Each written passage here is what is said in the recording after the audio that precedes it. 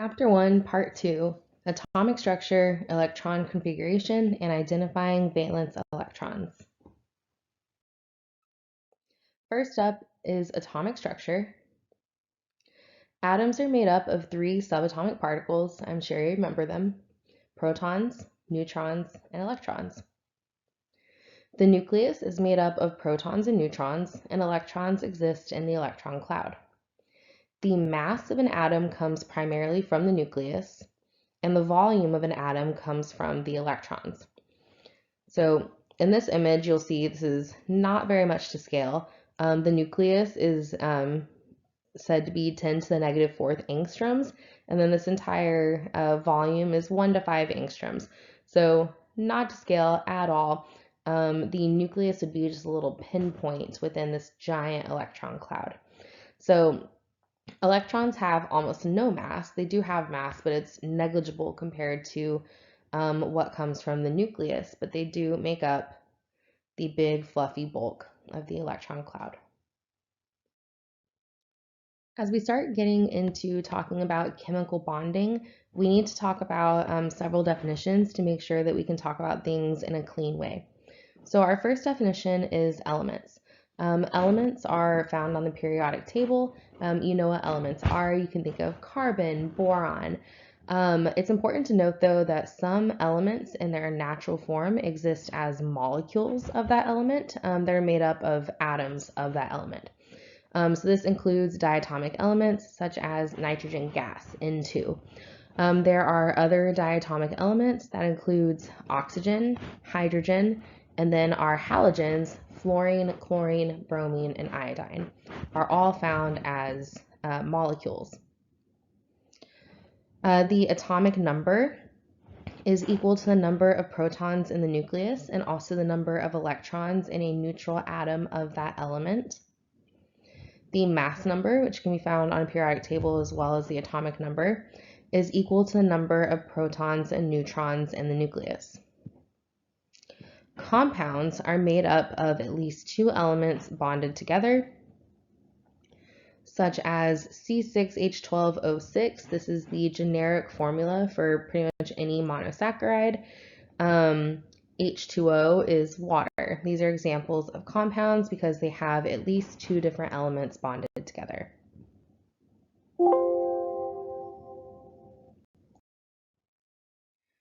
Before we get into electron configuration, we need to discuss electron shells and atomic orbitals because we are going to use these terms as we get into electron configuration. Electron shells are the layers, essentially, of atomic orbitals that you have coming out from the nucleus. So you have your first shell is closest to the nucleus, and then you have your second shell and your third shell, etc. And each of those shells have a certain number and type of atomic orbitals present. So in the first shell, we have only the 1s orbital. And then when we get to the second shell, we have the 2s orbital. But then you may recall from general chemistry, there's a lot of discussion about what is mathematically possible, and there's a lot of math that you discuss. We're not going to do that in organic chemistry. We don't really do math. But in the second orbital, in the second shell, p orbitals also become mathematically possible. And anytime you have p orbitals, you're going to have all three of them. And they are all perpendicular to each other. So you have the pz orbital that's going up and down through this z axis. You have the px orbital that is going perpendicular to that. And then you have the py orbital that is perpendicular to the other two. So anytime you have p orbitals, you have all three of those. Then in the third shell, d orbitals become mathematically possible. So you're going to have the 3s orbital. You'll have the 3p orbitals, all three of them. And then you'll have the 5 3d orbitals. Let's talk about these shapes. So there's a cute little mnemonic device that's really helpful here. S is for sphere. Notice the s orbitals are spherical. And then we have P is for peanut. You'll notice that those are peanut shaped. Some people call them dumbbells, but that's not helpful mnemonically. And then for the D orbitals, I like to call them daisy, but other people call them double dumbbell. And then you have this DZ squared, which is just, its own special shape. There's also the F orbitals, which become mathematically possible in the fourth shell. They are not pictured. There are 7 of them, and they all have wildly different shapes. One time in one of the very first classes I taught, I remember I was going through these shapes, and I gave my mnemonic device, and I said, I don't have anything for the F orbital. And one of my students spoke up and was like, the F is for effed up. But he didn't say effed, he said the full word. And that was the first time I heard a student curse in my class, and I panicked. And yeah, I'll probably regret that this is on video now. But anyway, that's potentially a helpful way of remembering that the shapes of the F orbitals are kind of bizarre. So moving on.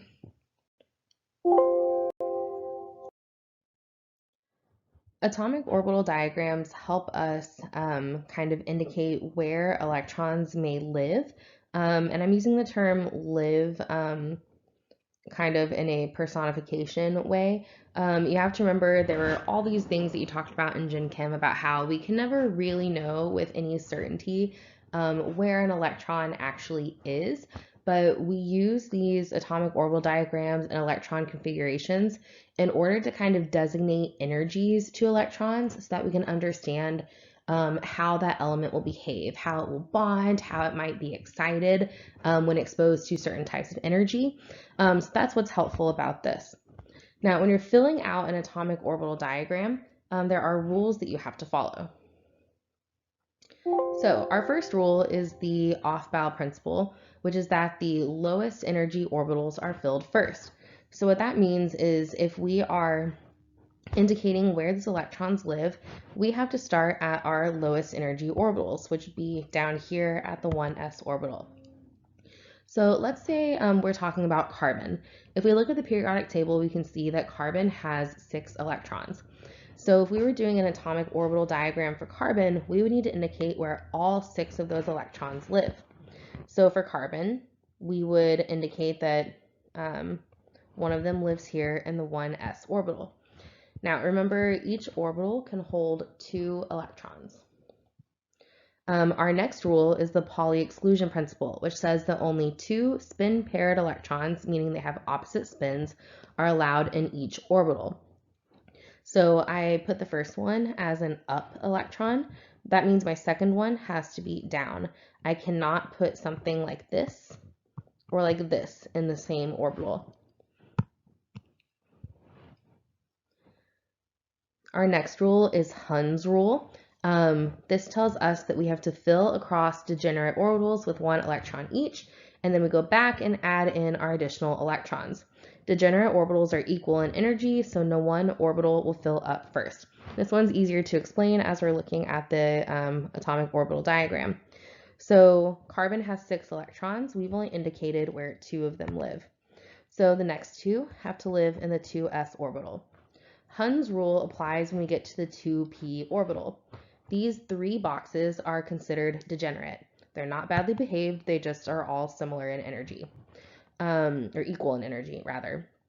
So what this means is that we can put 1 here, and we can put 1 here, but I cannot put 2 electrons in 1 orbital without first filling the other boxes. My analogy for this is that if you imagine going to summer camp and you walk into your cabin for the summer and there's a whole bunch of bunk beds, the first person who walks in gets to pick whatever bunk bed they want. Typically, the second person who walks in my experience as a camp counselor in my college days, that next person, unless they're already best friends with that first person, they're going to go pick a totally different bunk bed. They're not going to pair up with a random stranger, and neither will electrons. Electrons really like their space. You may recall that's kind of the basis of Vesper theory, and that applies here as well. So let's say we had something other than carbon. This is the the atomic orbital diagram for carbon. We've used up all 6 of our electrons. But let's say that we had more electrons. We would have to fill across that first, and then we could plug in our next electrons into the boxes. So that's what Hund's rule is talking about. When you're looking at an atomic orbital diagram, there's this handy little axis here. It doesn't have any units or anything, but what it's saying is that the energy is increasing as you go up the diagram. So the electrons that are furthest from the nucleus are higher energy. There is one thing that stands out from this though. You'll notice that the 3d electrons are actually higher energy than the 4s electrons. S orbitals are held closer to the nucleus and they are lower energy than d orbitals. So even though the 4s orbital is in a higher shell than the 3d orbitals, it's still going to be held a little closer to the nucleus. It will still be a little lower in energy than the 3d orbitals.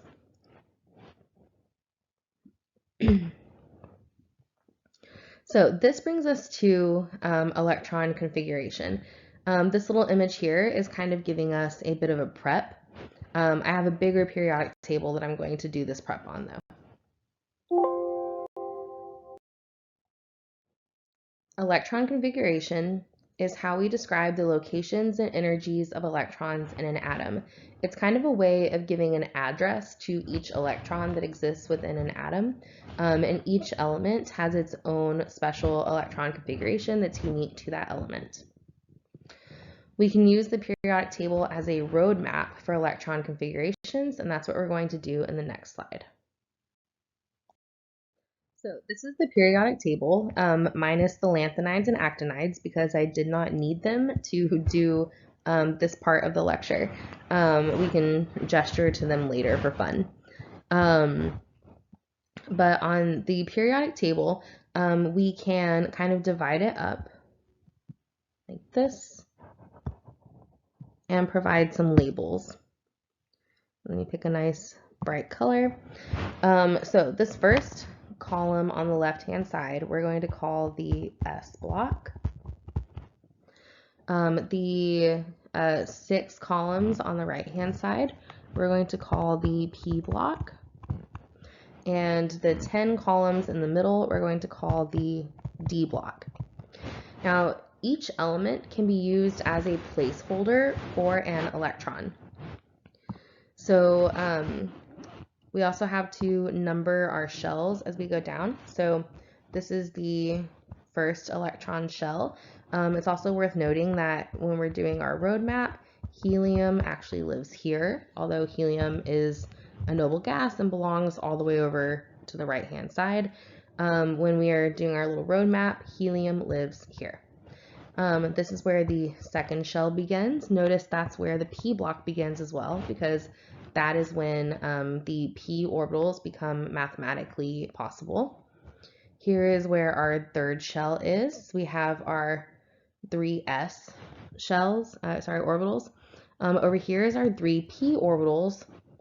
Here's our 3d orbitals. So the 3 kind of sneaks down to the bottom here. And we have our fourth shell. This is our 4s electrons here.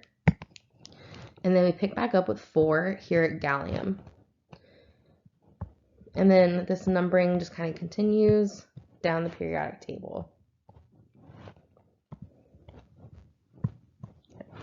And etc. I'm not really going to ask you to go that far down, and I'm never going to ask you to use the F block, which is the lanthanides and actinides. Everything that we cover in this class is going to kind of stick to the S, P, and D orbitals.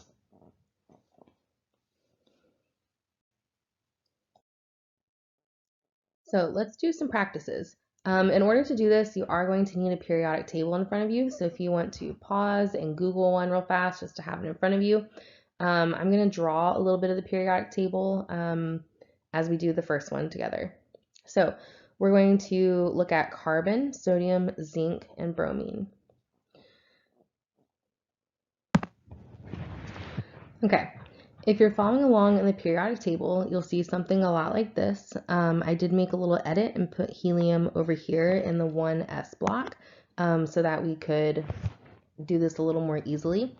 So looking at carbon, the first thing that we want to do is find it on the periodic table and figure out how many electrons it has.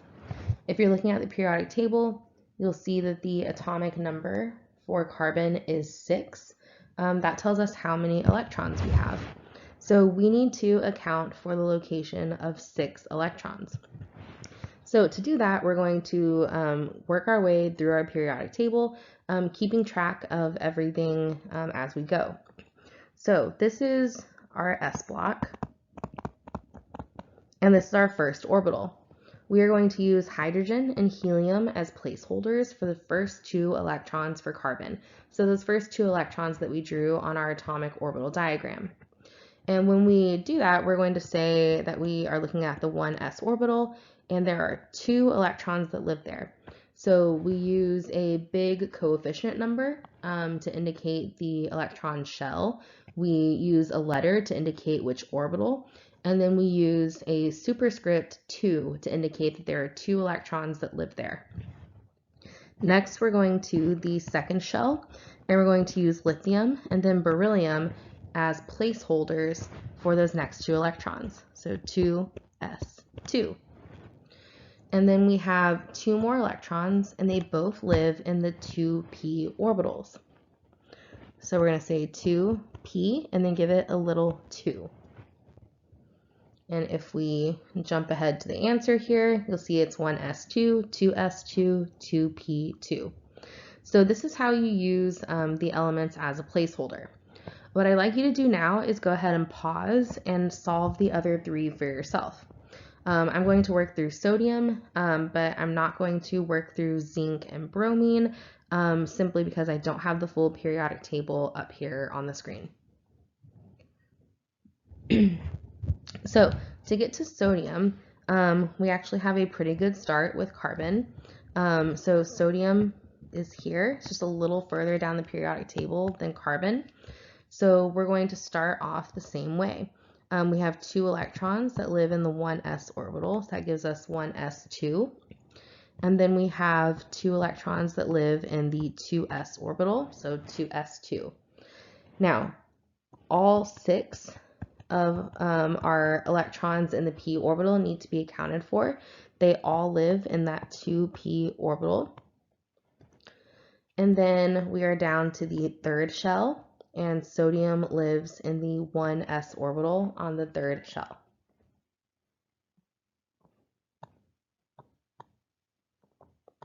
Sorry, I think I said 1s orbital, but I meant 1 electron in the s orbital.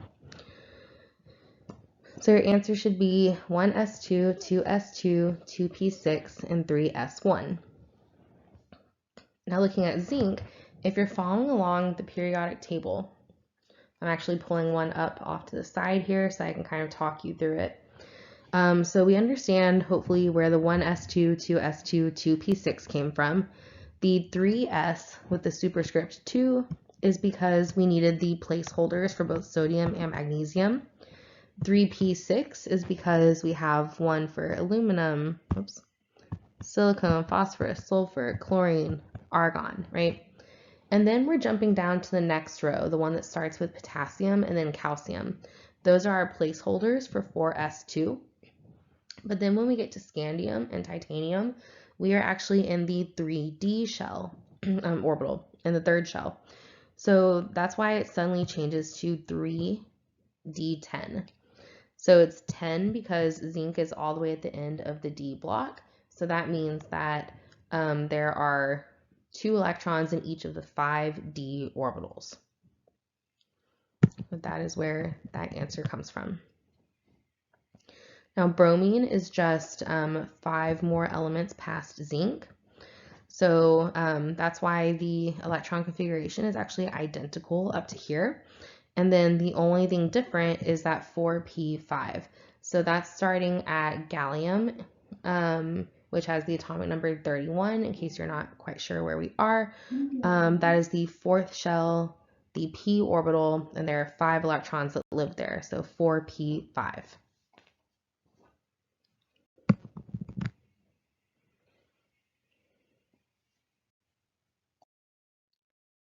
Okay, the next thing we have to talk about is valence electrons. So valence electrons are specifically the electrons that are in the outermost shell of an atom. So these are the shells that have the highest number, not necessarily the electrons that are listed last in your electron configuration.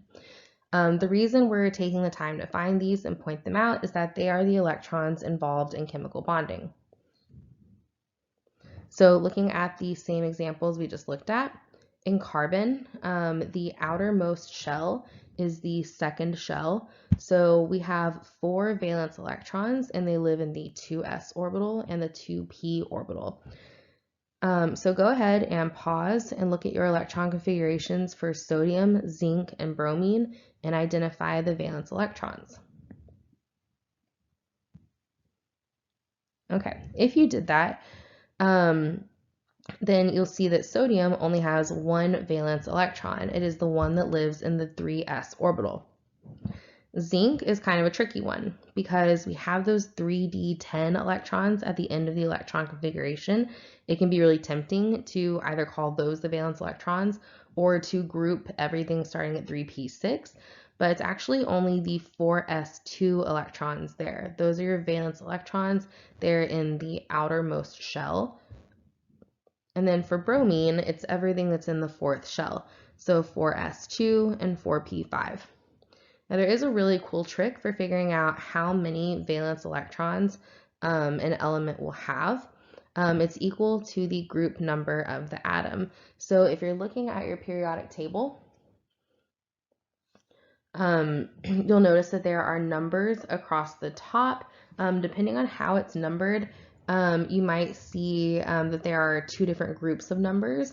So your first 2 columns are groups 1 and 2, and then maybe you have a new set of numbers over your transition metals, the D block, and then it starts back up at 3 at boron, or it might be just numbered 1 to 18. But what you want on your periodic table is that hydrogen is group 1, beryllium is group 2, boron is group 3, carbon group 4, and etc. as you go across the periodic table. The reason this is important is that that group number tells you how many valence electrons are in any of those atoms within that group.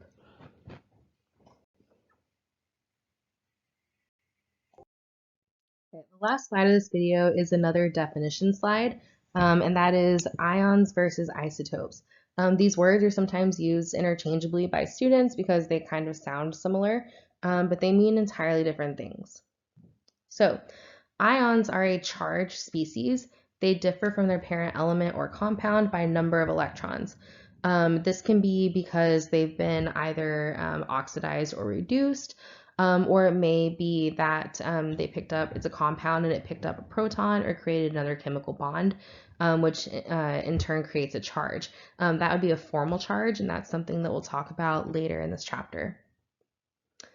Isotopes are not charged. They have a different number of neutrons in their nucleus compared to their parent element, and therefore they are different from their parent element just by mass. So this is the difference between carbon-12 and carbon-13. So for example, nitrogen-14 versus nitrogen-15. Nitrogen-14 is what you find on the periodic table. Nitrogen-15 has an extra neutron and is therefore heavier. Sodium is an element that's found on the periodic table. Sodium plus is sodium minus an electron. Sodium is very easily oxidized into sodium plus 1 ion. And this last example is comparing water and hydronium. Water is a neutral compound. It's just H2O. Hydronium is formed when water reacts with a proton that comes from a strong acid, and it actually forms a covalent bond between the oxygen and that proton, which creates a formal charge on the oxygen. So this is an ionic compound.